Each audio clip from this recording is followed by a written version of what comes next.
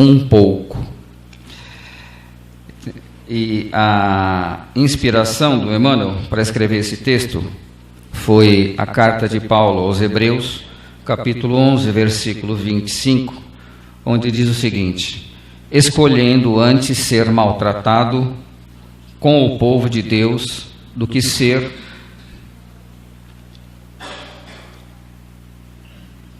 que por um pouco tempo ter o gozo do pecado. Escolhendo antes ser maltratado com o povo de Deus do que por um pouco tempo ter o gozo do pecado. Palavras de Paulo na carta aos Hebreus. Então, o que ele quer dizer com isso, né? Ele começa dizendo o seguinte: primeiro, todos nós, toda a nossa passagem aqui, por mais longa que ela seja, perante a eternidade, ela é curta. Os espíritos iluminados têm nos dito o seguinte, que perante a eternidade, esta passagem, a vida de qualquer um de nós, independente de ter tido uma longevidade acima de 90 anos, por exemplo, isto é 1 minuto perante a eternidade. Então, todos nós estamos aqui, como diz o texto do Emmanuel, por um pouco tempo. E esse tempo precisa ser aproveitado o tanto quanto possível, da melhor forma possível.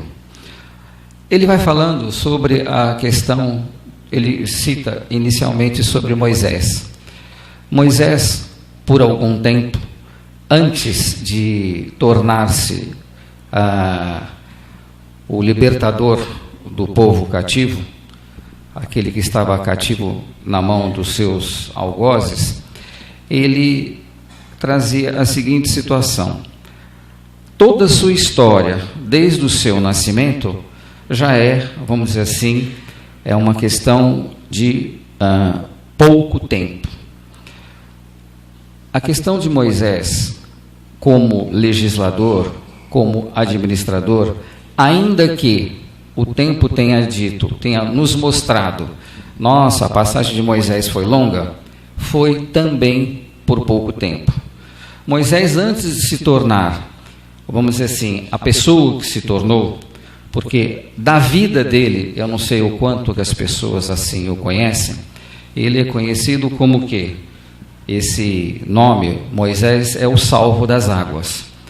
Pelo seu nascimento, ele tem aquela história já bastante conhecida, de que, por algum motivo, também não importa qual, a história é um pouco longa, não haveria tempo suficiente para contar aqui para vocês, a história toda de um trecho, pelo menos, de Moisés, mas a questão é, aquela questão de que a criança, Moisés, foi salvo, foi encontrada num lago, nos fundos que dava à casa do faraó.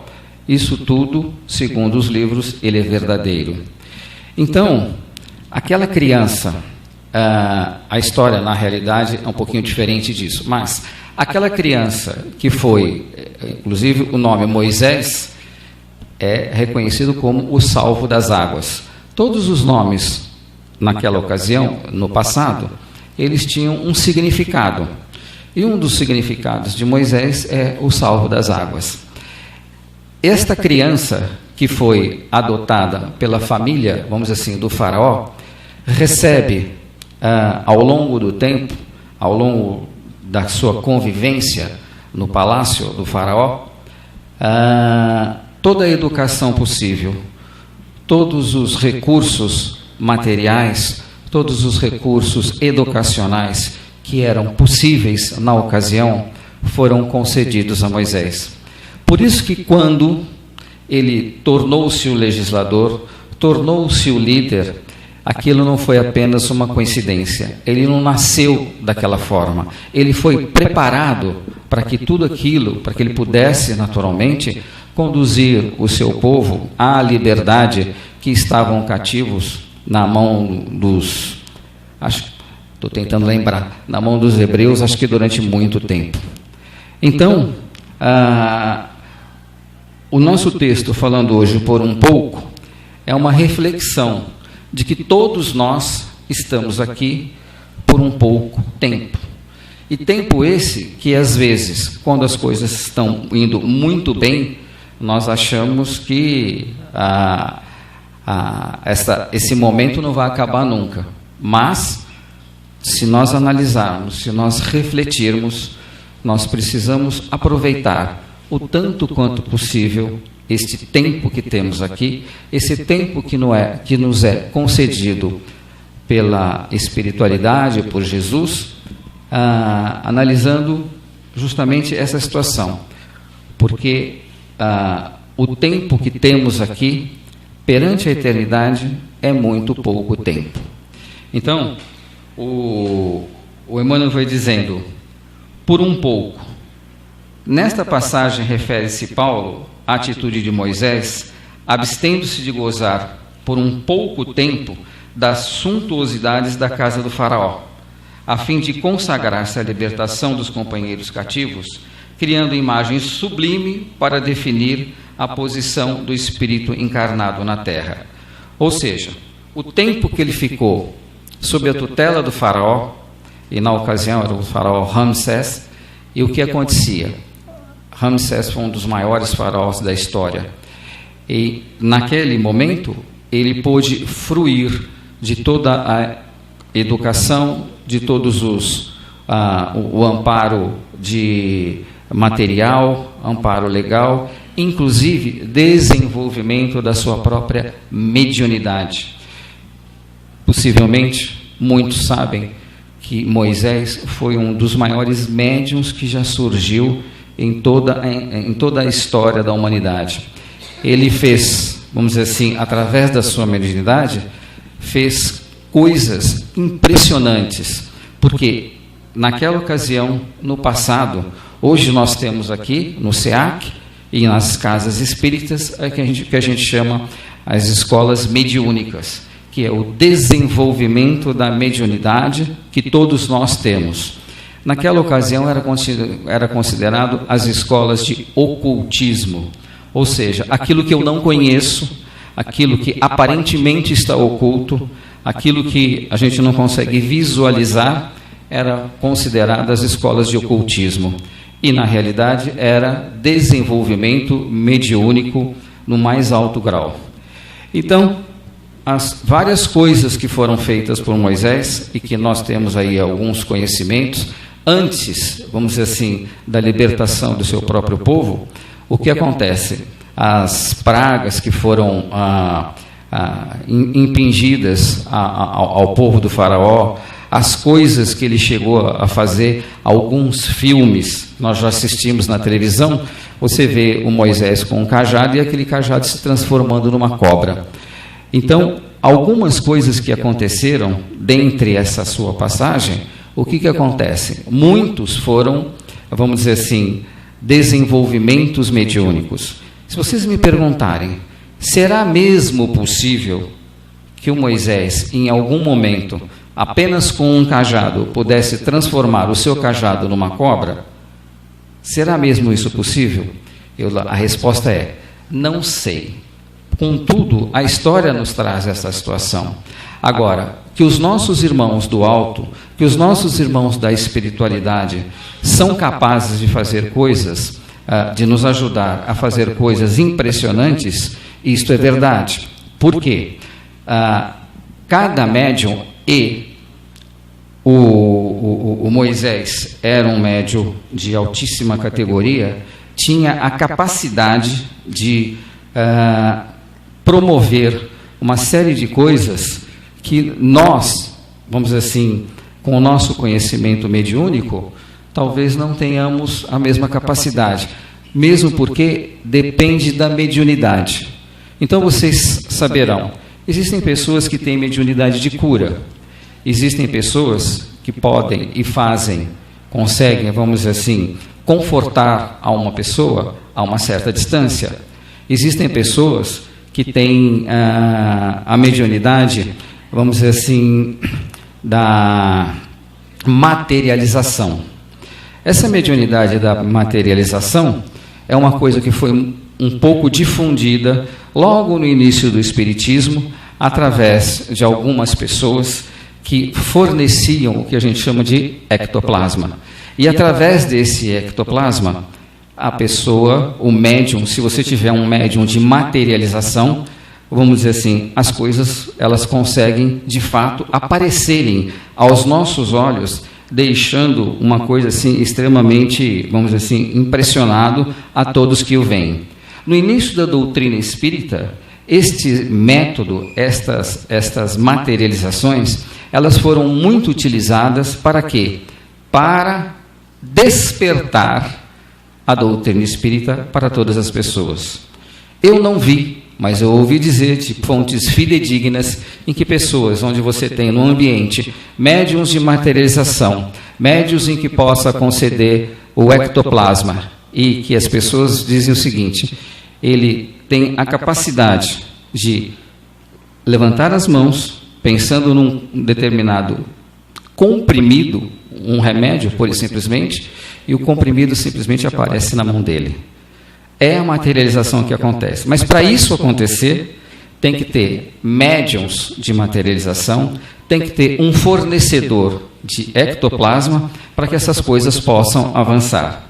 E por que essas coisas todas aconteceram no início, vamos dizer assim, da doutrina espírita? Porque era necessário ter um despertar das pessoas.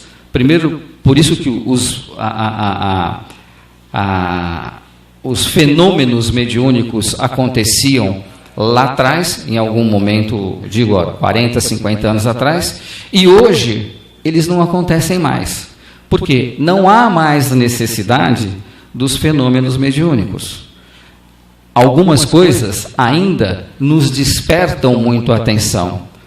Posso dizer para vocês também da questão, como a gente diz, as questões mediúnicas. Vocês já presenciaram, talvez todos não que estejam aqui, presenciaram, ou já ouviram, ou já viram por algum motivo, por algum CD, por exemplo, palavras provenientes de Dr. Bezerra. Dr. Bezerra tem uma característica, da qual possui uma voz um pouco mais rouca, nota-se que é uma pessoa de mais idade, e que todas as vezes em que ele se manifesta, através do Divaldo, através de outros médiuns que têm esta competência e este acompanhamento, o caso que nós tivemos aqui, como foi aquele último que esteve aqui, o De Luca, que também é muito próximo a Dr. Bezerra, naquele trabalho que foi feito aqui, a palestra do De Luca, que ele deu aqui conosco, posteriormente, nós tivemos a palavra do mentor, se não me falha a memória, por parte da Inês Batina. E a Inês conseguiu, naturalmente, falar exatamente com a voz rouca de Dr. Bezerra. Então, o que acontece? Para quem não conhece a doutrina espírita, isto é uma coisa assim extremamente impressionante, extremamente de um fenômeno muito grande. Agora, isso tudo, como diz o nosso texto, é por um pouco, ou seja, por pouco tempo. Por quê? Apenas tem a necessidade de despertar as pessoas, e a partir desse despertamento, o que vai acontecer? A pessoa as pessoas, de um modo geral, vão tendo uma adesão à doutrina, vão querendo entender um pouco mais como aquelas coisas acontecem, e a partir de então, vamos dizer assim, tendo adesão, vai estudando e vai compreendendo por que essas coisas acontecem. Estávamos iniciando aqui, antes do nosso trabalho, dizendo o seguinte: algumas pessoas têm, vamos dizer, dentro da sua mediunidade, tem o que a gente chama assim, a mediunidade da vidência. Todo mundo tem a mediunidade da vidência? Não. Algumas pessoas têm este tipo de mediunidade e eles visualizam alguma coisa. Raramente você vai ter, isso já aconteceu uma vez só aqui no SEAC, onde você tem 2 ou 3 pessoas que têm mediunidade da vidência e conseguem visualizar a mesma coisa. Mas isso, como diz o texto do Emmanuel, também é por um pouco. por muito pouco tempo você consegue ver esse tipo de coisa. Por quê? Porque não há mais necessidade de tentar convencer as pessoas da doutrina espírita através de fenômenos. Porque hoje ela é uma doutrina consagrada, onde as pessoas que fazem assistências espirituais percebem a presença dos espíritos, percebem através do passe, percebem a influência que o alto, que a espiritualidade faz esse tipo de atua sobre todos nós. E como diz o texto do Emmanuel, isso tudo é por um pouco tempo. Por quê? Tudo acaba sendo por um pouco tempo. Quando você toma um passe, você não toma um passe, por exemplo, como os nossos irmãos do Jurei, que fica talvez naquele modelo deles, 20 minutos, 15, 20 minutos, fazendo o que a gente chama de transferência de energia. O passe aqui é feito dessa transferência de energia, não só pelo fluido animal, onde que a pessoa tem aqui, assim também como o fluido espiritual. Então, a junção desses dois é por um pouco tempo, por alguns segundos, e que já, de uma certa forma, é o suficiente. Então, voltando ao tema aqui do Emmanuel, ele vai dizendo o seguinte: nesta passagem refere-se Paulo à atitude de Moisés, abstendo-se de gozar por um pouco tempo das suntuosidades da casa do faraó, a fim de consagrar-se posteriormente à libertação dos companheiros cativos. E ele começa fazendo uma relação. Por um pouco tempo, o administrador dirige os interesses do povo. Por um pouco tempo, o servidor obedece na sua subalternidade. Por um pouco tempo, o usurário retém o dinheiro. Por um pouco tempo, o infeliz padece de privações. Tem o Haroldo Dutra diz que todo o mal que você esteja atravessando, todas as dificuldades que nós estejamos atravessando, ela tem um tempo certo. Ou seja, no momento em que nós estamos atravessando a angústia, a amargura, o sofrimento, as nossas contrariedades, achamos que aquilo parece não ter fim. Mas depois que isto passa, depois que isto fica lá atrás, nós podemos fazer as nossas reflexões. De fato, foi por um pouco tempo.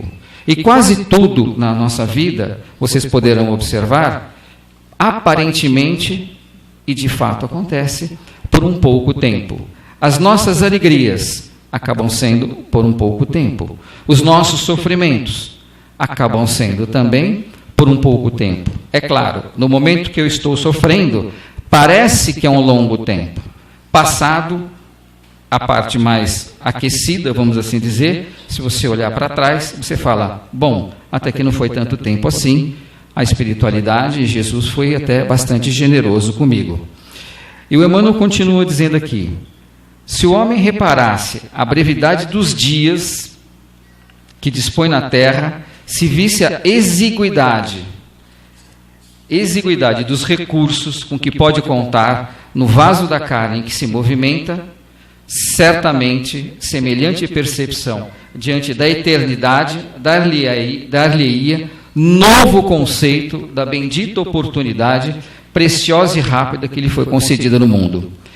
Então, quando nós dizemos aqui que estamos tendo uma oportunidade, esta oportunidade de fazer um trabalho generoso, caridoso, fraterno, tentando amar o nosso semelhante da melhor forma possível, nós vamos entender que isto tudo tem muito pouco tempo. Eu visualizo nos rostos da maioria, e que é uma característica, vamos dizer assim, do centro espírita, receber pessoas um pouquinho mais maduras. E todos vocês que já passaram pela paternidade ou pela maternidade, sabem que quando nós temos um bebê no nosso colo, a gente acha aquilo sempre uma delícia. E daqui a pouco, ele já não está mais no nosso colo, ele já está correndo por aí. E você fala, meu Deus, como passou rápido. O que está acontecendo, né? Parece que ontem ele estava aos meus braços e hoje já não está mais. tudo aparentemente passa muito rápido. Tudo é por muito pouco tempo, tanto alegrias quanto por sofrimentos. Então nós que estamos aqui de passagem, todos nós aqui estamos de passagem, todos nós aqui já estamos com a passagem comprada sem data, mas que vamos retornar à pátria espiritual, em algum momento todos nós vamos retornar. Não tem data ainda, mas não tem importância, mas a passagem já está comprada, ela já está reservada. Então, no momento em que nós percebemos que este tempo que nós temos aqui, esta passagem, esta vida que nós estamos tendo aqui, ela é curta, nós vamos procurar aproveitá-la o tanto quanto possível. Certa vez eu fiz aqui uma palestra, que o tema, eu comentei com vocês, que o tema era ouvidos. Quanto tempo nós estamos ouvindo Evangelho de Jesus? E quanto tempo nós estamos perdendo e não ter adesão completa no Evangelho de Jesus? Então, por quê? Quando a gente... Duas coisas que o Mestre sempre nos ensinou e pede. Duas coisas. Amar a si e amar ao próximo. Porque se eu chegar e dizer aqui para vocês, levanta a mão, quem ama a Deus, tenho certeza que todo mundo vai levantar as mãos. Agora, amar ao seu próximo parece um pouco mais difícil. E o próprio Jesus, sabendo dessa dificuldade que nós temos, dizia o seguinte: se você não consegue amar o que vedes, que é o seu irmão que está do seu lado, ombro a ombro com você, nesta passagem, neste tempo curto, o que dirá o que não vedes? Então, ele faz uma colocação para nós, como se nós mesmos tivéssemos, vamos dizer assim, tivéssemos quase que falando uma mentira. Por quê? Se eu não tenho carinho, se eu não tenho afeto, nem que seja por pouco tempo, com os meus semelhantes, naturalmente, essas coisas, quando forem adiantadas, quando elas forem um pouco mais, vamos dizer assim, cobradas de nós mesmos, ou nós termos uma autocobrança sobre isso, nós vamos ficar bastante decepcionados e aborrecidos conosco mesmo. Por quê? Eu consigo amar o meu semelhante da maneira como Jesus nos ensinou, amar ao seu próximo. As diferenças que nós temos vamos dizer assim, de opiniões, muitas vezes vai nos aparteando. E estas coisas vão aparteando famílias, vão aparteando pessoas, vão aparteando colegas de trabalho, e assim sucessivamente. Tudo isso por causa de quê? Por causa dos nossos pequenos, olha só como eu estou sendo generoso, dos nossos pequenos defeitos, que vai fazendo que, por algum tempo, nós vamos nos separando das pessoas. Então, a reflexão, por um pouco tempo, é a reflexão que o Emmanuel nos concede no dia de hoje, é justamente ver o seguinte: quanto tempo nós estamos tendo com os nossos semelhantes de fraternidade, de caridade, de solidariedade, de amizade, de amor ao nosso próximo. Agora nós estamos iniciando um novo ano. E eu tenho certeza que muitos aqui, por algum motivo também, não me interessa qual é o motivo, quando for para ter as suas comemorações, ou do Ano Novo, ou do Natal, diz o seguinte: o Natal vai ser na casa de fulano. Se é na casa de fulano eu não vou. Por quê? Porque por algum motivo, por um pouco tempo você ficou, vamos dizer assim, de mal com aquela pessoa, ficou aborrecido com aquela pessoa. E quanto tempo nós precisamos ter as nossas reflexões para, vamos dizer assim, enviarmos o perdão a alguém que nós tenhamos prejudicado? Temos aí algumas dificuldades. Por causa de quê? O nosso orgulho. Temos aí a seguinte situação: eu errei com uma pessoa, eu falei o que não deveria ter falado, sob forte tensão emocional, soltei aí aquilo que não deveria ter soltado. Eu preciso pedir as desculpas a essa pessoa, preciso reavaliar esse tipo de coisa. Nós ficamos maturando aquela situação por tempo demais.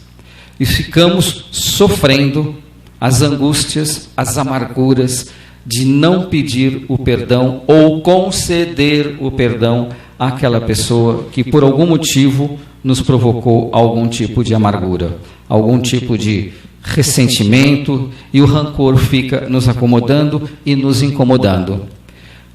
A questão é, para quê e por quê? Se é tão mais fácil você perdoar, se é tão mais fácil você, vamos dizer assim, solicitar uma reconciliação, é tão mais fácil você tentar se aliviar justamente daquilo que estava, vamos dizer assim, te incomodando.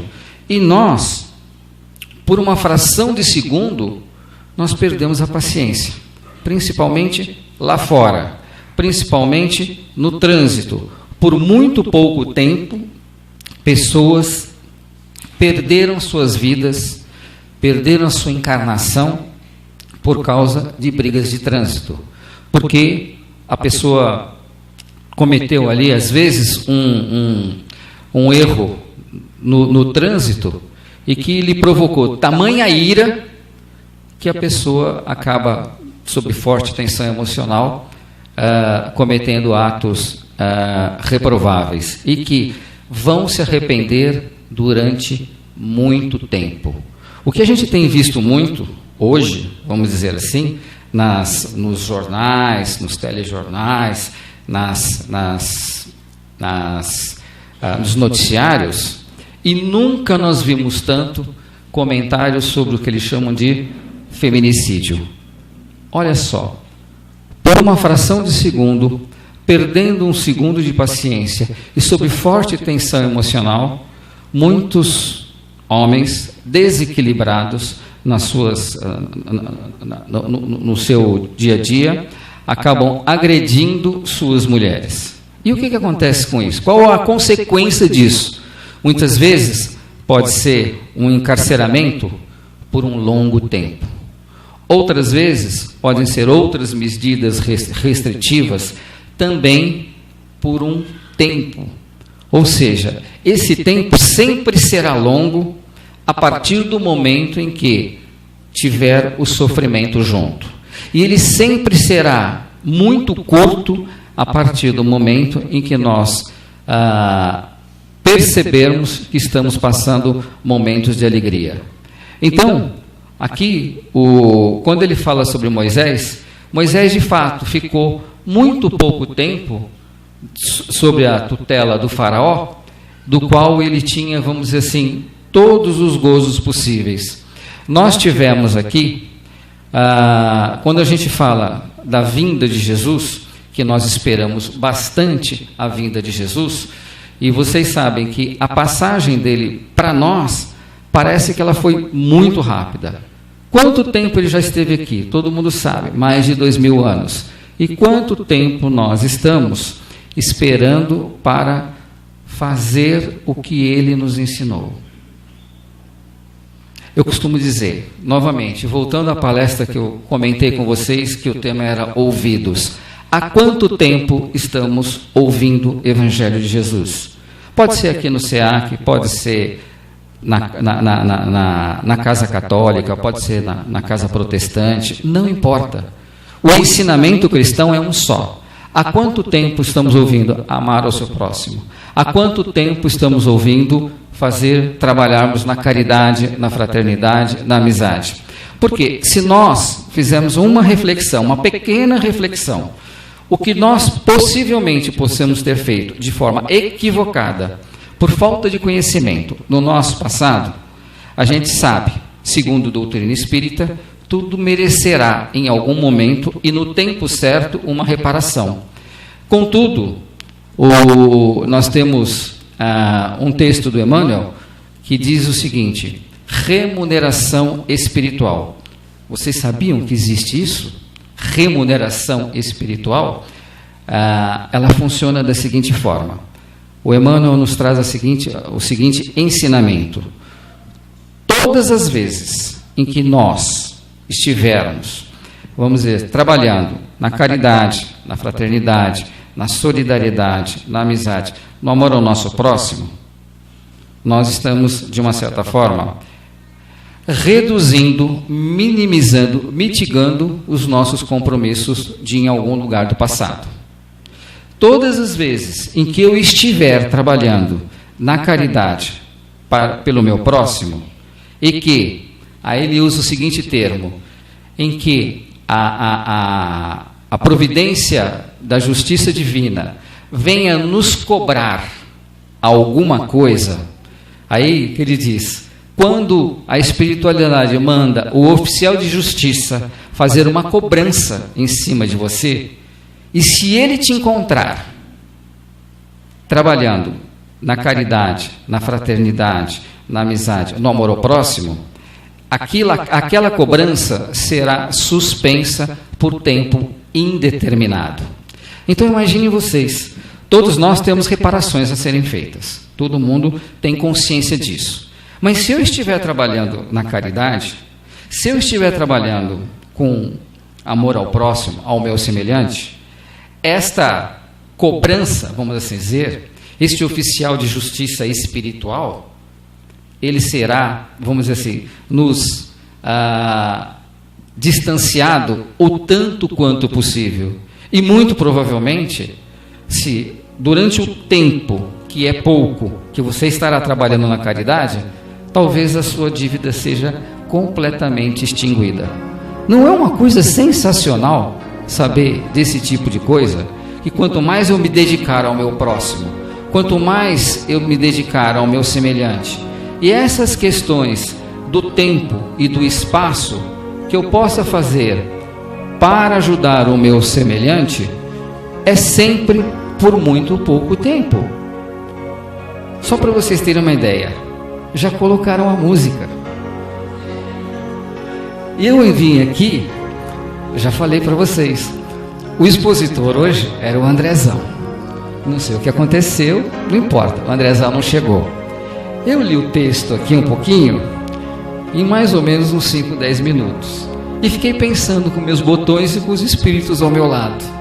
Meu Deus, são 40 minutos de palestra. Vejam vocês. E os espíritos estão falando, é pouco tempo, Geraldo. É pouco tempo. Vai lá, solta o verbo e veja o que você consegue fazer. Então, meus amigos, colocou a música, louvado seja. Acabou o tempo. Então aquilo que eu achei que ia ser um sacrifício enorme, graças a Deus a espiritualidade esteve aqui do meu lado, fazendo com que eu conseguisse entreter vocês por algum tempo, e que foi por muito pouco tempo, para que nós possamos aqui receber, todos vocês receberem os tratamentos espirituais que a espiritualidade esteve aqui. Para que isso acontecesse, alguém precisava estar aqui falando para que os nossos irmãos pudessem trabalhar. Eu vou agradecer a Deus, a toda a espiritualidade e ao meu coraçãozinho que está bom, porque de uma certa forma é um pouquinho de ansiedade, mas foi só por um pouco tempo. Bom dia a todos e até a próxima, se Deus quiser.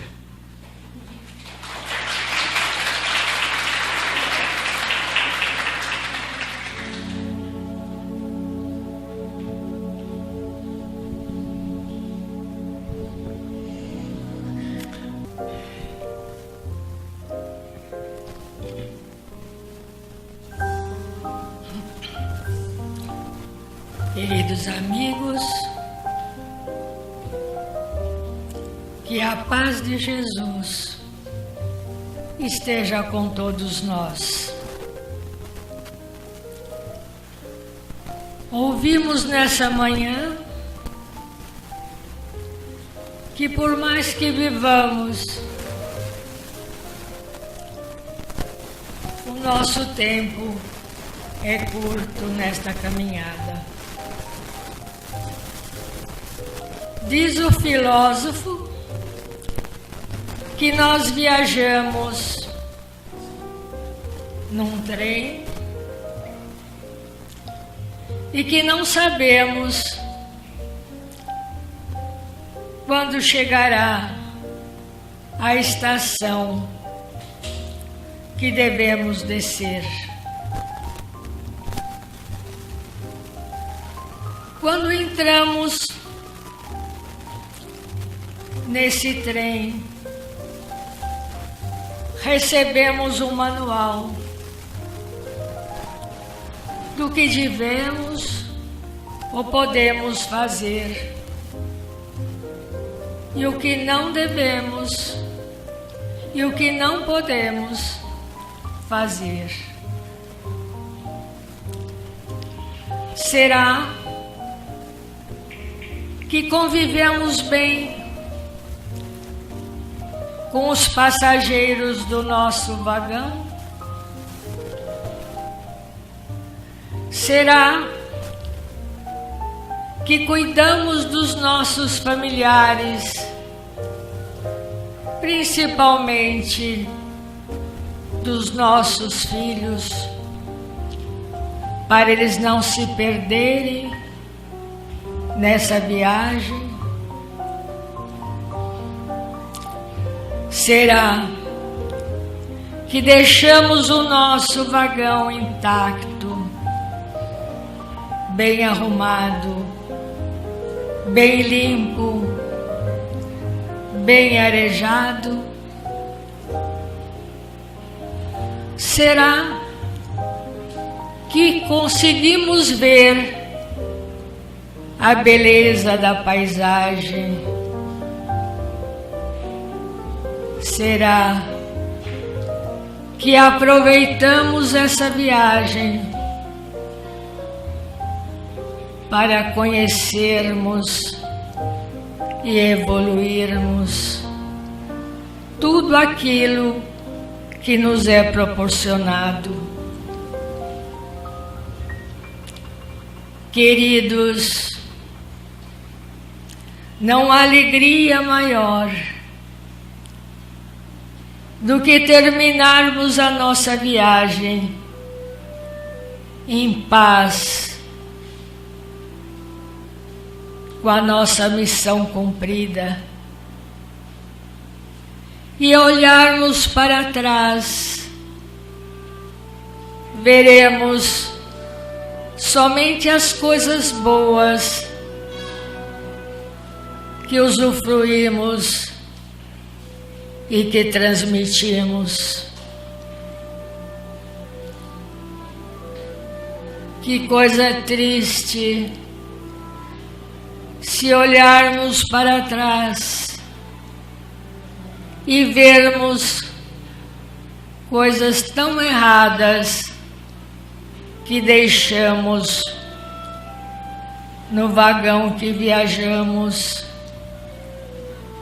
e que temos que arcar com a responsabilidade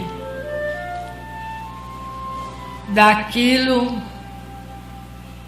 que fugimos ao manual que recebemos.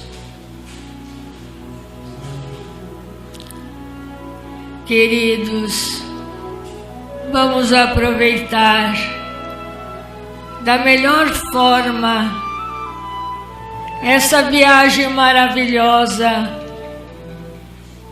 que o Pai de Misericórdia dá oportunidade a todos nós. Vamos aproveitá-la com amor. Vamos a ver todas as belezas que vamos encontrar pelo caminho. Porque o Pai não se esqueceu de dar toda a beleza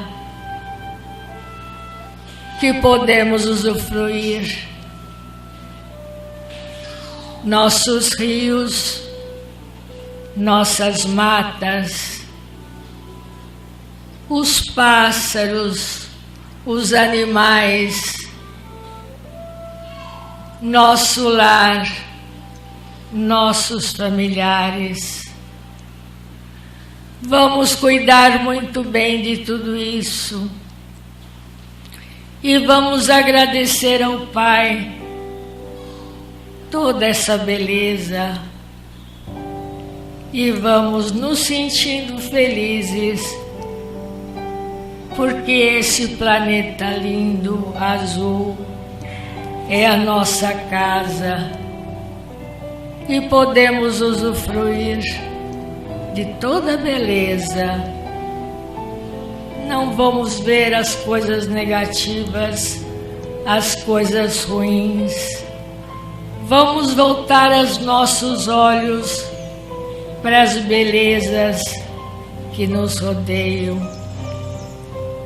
E assim, a nossa vida, a nossa saúde, a nossa tranquilidade fará parte da nossa caminhada.